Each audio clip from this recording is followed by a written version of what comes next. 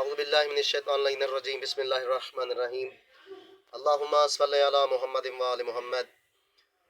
ماہ رجب کی پہلی شب کے اعمال جو کہ بہترین اعمال ہیں، اور یہ ماہ رجب کی پہلی شب بہترین راتوں میں سے ایک رات ہے۔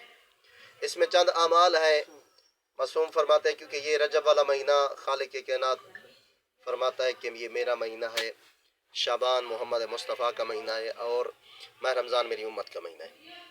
تو اس میں چند اعمال ہے۔ پہلے رات یہ ہے کہ سنت ہے، آپ نے غسل کرنا ہے۔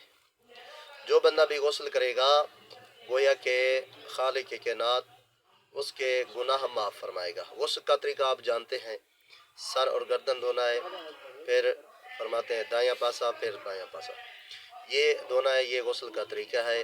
اور یہ رات جو بھی عبادت کرے خدا اس کے گناہوں کو معاف فرمائے گا۔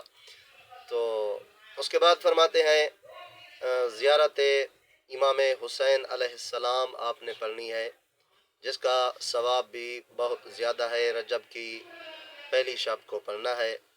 اس کے بعد اسی طرح فرماتے ہیں اس کے اعمال اور بھی ہیں۔ 20 رکعت نماز پڑھنی ہے جو کہ 2 رکعت کر کے پڑھنی ہے، جس کی ہر رکعت میں، پہلی رکعت میں بھی اور دوسری رکعت میں بھی سورۃ توحید کی تلاوت کرنی ہے۔ اور فرماتے ہیں اس کے بعد پھر 2 رکعت نماز پڑھنی ہے، جس کی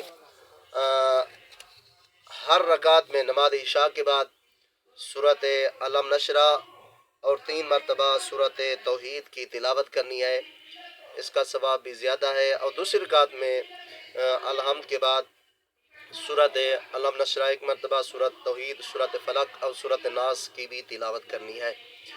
رسول فرماتے ہیں کہ جو بندہ یہ اعمال کرے گا گویا کہ وہ ماں کے شکم سے ابھی پیدا ہوا ہو، یعنی جو بچہ پیدا ہوتا ہے ماں کے شکم سے اس کے جسم کے اوپر گناہ نہیں ہوتے، اسی طرح یہ اعمال کرنے سے اس کے گناہ معاف ہو جائیں گے۔ اسی طرح امیر المومنین علی ابن ابی طالب فرماتے ہیں کہ ان راتوں میں اعمال ہمیں خصوصاً ماہ رجب کی پہلی رات کو اعمال بجا لانے چاہیے۔ پیغمبر خدا بھی فرماتے ہیں کہ یہ رجب کی پہلی شب، درمیانی شب اور آخری شب میں غسل انجام دینا چاہیے۔ تو دوستان گرامی، یہ اعمال ہیں جو کہ ہر مومن کو کرنے چاہیے۔